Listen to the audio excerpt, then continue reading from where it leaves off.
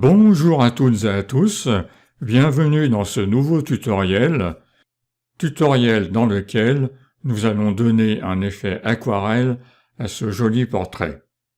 Je pars de cette photo et je vais tenter d'obtenir ceci. Voilà, c'est très artistique, c'est très sympa et c'est assez facile à faire. Alors, vous allez trouver plusieurs méthodes qui vous indiquent comment réaliser cet effet aquarelle. Pour ma part, j'ai trouvé une méthode très intéressante qui, à mon avis, donne de très bons résultats. Je vais vous la décrire dans ce tutoriel. Alors, nous allons partir de ce portrait que j'ai réalisé en studio.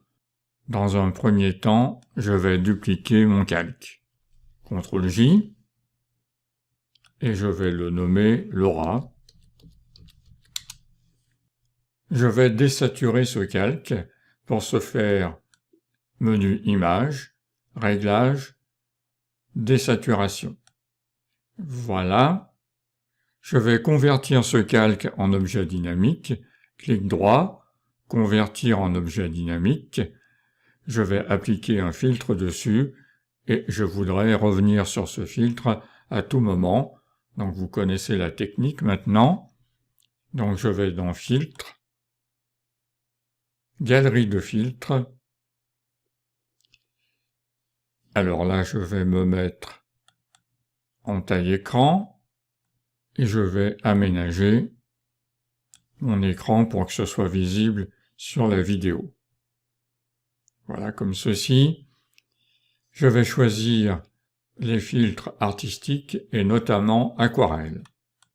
Voilà, je vais régler. Alors, on va tout mettre à 0 pour voir ce que ça donne. Donc là, ce sera à faire en fonction de la photo sur laquelle vous allez travailler, bien entendu. Là, les détails, je vais les monter un petit peu. Alors, il faut attendre qu'il calcule. Vous voyez, en bas, il y a la barre de progression. C'est parfois un petit peu long à calculer.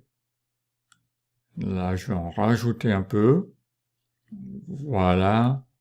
Peut-être un petit peu encore. Voilà, là, ça me convient. Les ombres, oula. Non, ça me va pas du tout. Je vais pas en mettre du tout.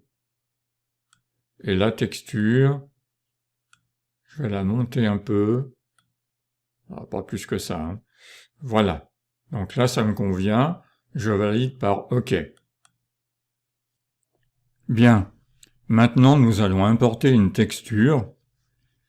Pour ce faire, je vais dans Fichier, Importer et incorporer. Voilà. Là, j'ai tout un ensemble de dossiers qui contient des textures. Je vais prendre celle-ci, qui va certainement me convenir. Voilà. Donc là, je vais réduire un peu l'image avec la molette de la souris. Je maintiens Alt enfoncé pour que je puisse redimensionner à partir du centre. Vous voyez, ça c'est bien pratique. Voilà, là ça va. Je valide. Et automatiquement, ma texture est devenue un objet dynamique car j'ai employé la commande Fichier, Importer et incorporer. Ce qui veut dire que quand je la redimensionne, elle est recalculée, donc elle garde sa qualité d'origine. Alors pour récupérer des textures, vous avez plusieurs possibilités sur Internet.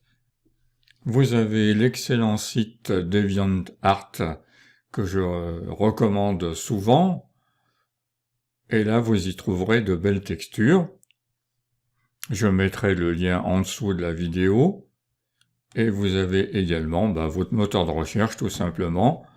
Vous faites une recherche sur Watercolor Background, et vous allez en trouver beaucoup. Alors vous ferez attention à la dimension, parce que quelquefois il y en a qui sont très petites. Donc essayez de trouver quelque chose qui vous plaît, et qui soit dans une dimension correcte par rapport à votre image. Donc là, je vous mets pas de lien, hein, vous savez faire. Ensuite, sur cette texture, je vais appliquer un mode de fusion. Alors j'ai deux possibilités, soit incrustation, mais là ça me va pas, la photo est beaucoup trop visible, soit superposition, et là ça me convient beaucoup mieux.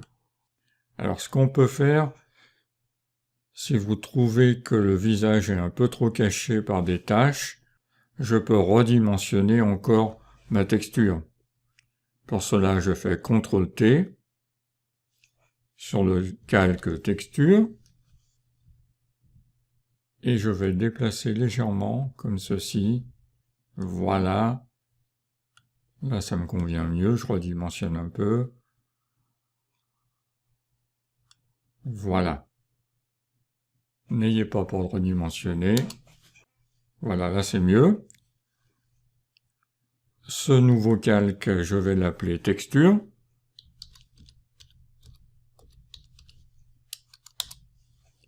Et sur ce calque, je vais peut-être appliquer un calque de réglage de type teinte saturation. Alors j'ai des propriétés ici. Alors soit les propriétés, je vous le rappelle, dans Photoshop, vous les mettez où vous voulez. Vous pouvez les mettre à côté. Vous pouvez les mettre ici en icône, ou bien dans l'un des panneaux à droite de Photoshop. C'est ce que j'ai fait. Alors, teinte. Je vais essayer d'aller vers les teintes froides. Alors, vers les teintes chaudes, qu'est-ce que ça donne? C'est pas mal aussi. Mais j'ai plutôt envie d'aller vers les teintes froides. Voilà, comme ceci. Ça me plaît beaucoup mieux. Saturer un petit peu plus. Et je vais rajouter de la luminosité pour donner un effet beaucoup plus doux. Voilà. Là, c'est pas mal. Et je voudrais que ce calque ne s'applique qu'à la texture. Pour ce faire, je maintiens la touche Alt enfoncée. Quand le pointeur de la souris est à la jonction des deux calques, il change de forme, et là je peux créer un masque d'écrêtage. Voilà. Je vais peut-être rajouter par-dessus un calque de niveau. Pareil, je veux le mettre dans la chaîne d'écrêtage. Je vais peut-être resserrer un peu les noirs, comme ceci, et jouer sur le gamma pour encore l'adoucir un peu. Voilà, là ça me plaît bien. Voilà, maintenant on a fait l'essentiel du travail. Le but de cette première étape, c'était d'obtenir cette photo, avec cet effet. Maintenant nous allons passer à la deuxième étape, où l'on va donner des coups de pinceau. Par contre, pour cette deuxième étape, j'aurai besoin d'un calque aplati qui représente tout le travail que j'ai fait. Pour cela, on utilise la commande magique, CTRL, majuscule, ALT, E.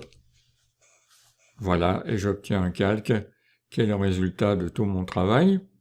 Je vais l'appeler aquarelle. Voilà.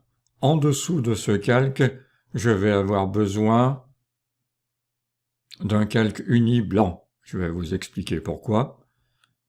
Je clique sur calque de réglage, je choisis couleur unie, et là le blanc est déjà sélectionné par défaut. Je dois avoir 255, 255, 255 dans RVB. Voilà, il est bien en dessous. Il s'appelle fond, c'est parfait. Et sur mon calque aquarelle, je vais créer un masque de fusion, comme ceci, et je vais l'intervertir pour qu'il soit noir. Alors je vais dans les propriétés du masque de fusion, et je clique sur le bouton inversé. Donc il est tout noir, il me cache la photo à laquelle il est associé, et il fait apparaître le fond qui est tout blanc. Je veux un fond blanc pour mon aquarelle. Et là, la technique va consister à donner des coups de pinceau blancs sur le masque de fusion pour faire apparaître progressivement mon modèle et lui donner un effet peinture aquarelle.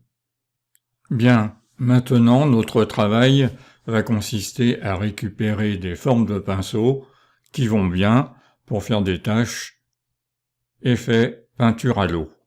Alors on en trouve plein sur internet. Alors voici un site par exemple qui contient de très belles formes de pinceaux pour l'effet peinture à l'eau. Elles sont faites pour. Il y en a d'autres, je vous mettrai 2-3 liens sous la vidéo.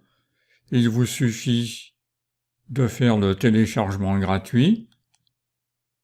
Alors, je vous indique que des sites où les composants sont gratuits, bien entendu. Une fois que vous avez obtenu le fichier zip, il faut le dézipper et double-cliquer sur le fichier .abr et cela va installer automatiquement vos formes de pinceau sous Photoshop. Voilà. Quand tout ceci est fait, vous prenez l'outil pinceau, vous veillez à ce que le premier plan soit blanc. Alors, pour être sûr, vous appuyez sur la touche D pour passer en noir et blanc et vous cliquez sur le blanc. Voilà. Donc là, je me suis positionné sur les formes de pinceau que je viens d'obtenir. Vous voyez, c'est assez sympa. Et je vais commencer à peindre sur mon masque de fusion. Faites bien attention d'être sur le masque de fusion. Alors, vous veillez à ce que le flux soit à 100% et l'opacité à 100%. Dans un premier temps, je vais augmenter un peu la taille de mon pinceau. Voilà. Et je vais commencer à donner des... Je vais cliquer simplement, je vais pas peindre. Si je peins, vous vous doutez bien que ça va pas donner l'effet escompté. Voilà. Alors je peux de temps en temps varier l'orientation de mon pinceau avec la roue dans les propriétés du pinceau, comme ceci. Je peux varier la taille, comme ceci. Je vais varier la forme de pinceau, j'en prendrai une autre. Voilà. Celle-ci me paraît pas mal. Alors je vais essayer d'abord de faire apparaître le visage avec une opacité de 100%. Je change de forme. Vous voyez que ces formes de pinceau sont très intéressantes. Je varie l'orientation. Alors, je vais continuer en vitesse accélérée. Vous avez compris le principe. Ce qu'il faut savoir, c'est qu'on va faire varier. Je vais d'abord tout faire à 100% pour faire apparaître le visage. Et après, je ferai varier mes coups de pinceau à 60%, puis à 40%. Je fais varier l'opacité. Comme ça fera une impression de plusieurs couches superposées.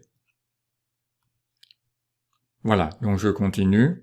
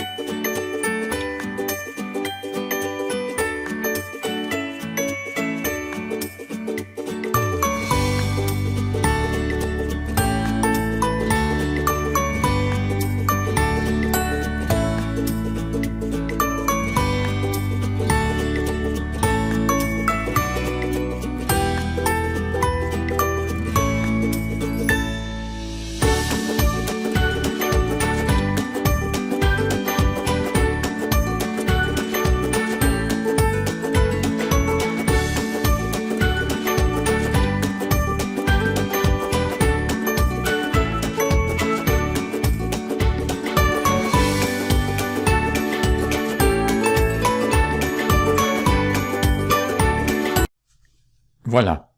Et quand j'ai obtenu à peu près ce que je voulais, bon là j'ai fait un petit peu vite, mais on peut s'appliquer et faire encore mieux, mais vous voyez, ça donne un effet très très intéressant. Ce n'est pas trop mal, c'est l'effet que je recherchais, un effet artistique. Je peux ajouter au-dessus un calque de niveau. Alors, calque de réglage, niveau, et là, on va resserrer un peu les noirs, voilà, ramener un peu les blancs, jouer un peu sur le gamma, pour que ce soit un petit peu plus doux. Et là, je veux le faire seulement sur l'aquarelle et pas sur le fond. Donc, je peux faire Alt et masque d'écrêtage. Vous connaissez la manipulation maintenant. Et pour terminer, ce que je peux faire, c'est rajouter ma signature pour faire un petit peu plus tableau. Alors, je vous rappelle que j'ai un fichier signature qui est un objet dynamique. Si vous voulez savoir comment le confectionner, je vous invite à voir mon tutoriel sur les objets dynamiques. Tout y est décrit dans le détail. Alors là, je vais faire Fichier, Importer et lier. Je vais chercher mon fichier de signature, qui est un PSB. Voilà. Je vais mettre ma signature en bas. Je vais la mettre en noir. Je clique sur les propriétés de mon fichier PSB et je vais chercher le noir. CTRL-T pour réduire un peu la signature, voilà. La tourner un petit peu comme ceci. Et voilà. Je valide. Et mon aquarelle est terminée. Alors on peut éventuellement, vous voyez, c'est la puissance de Photoshop et le fait de travailler en mode non destructif, on peut changer la couleur du fond. Il suffit que je double-clique dessus. Voilà, moi je vais rester au blanc,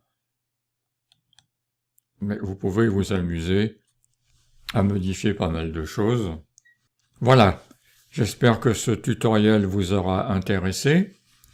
Vous allez vous empresser de prendre une de vos photos portrait ou paysage et de la transformer en aquarelle. Vous voyez, c'est assez simple. Avec cette méthode, vous obtiendrez un bon résultat, je vous le garantis. Je vous remercie infiniment d'avoir suivi mon tutoriel et je vous dis à très bientôt pour d'autres aventures sous Photoshop.